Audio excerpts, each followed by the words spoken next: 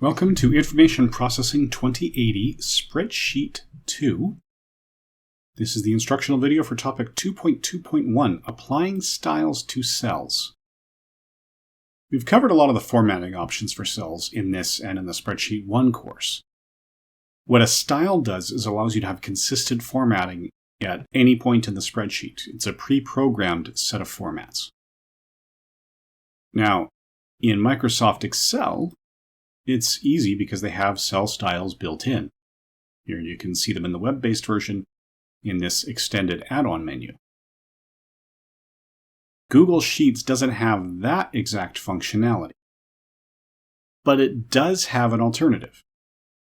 Under your format menu, if you look at alternating colors, you'll have a series of formatting options that are designed to make tables easy to read. And you can build the styles here.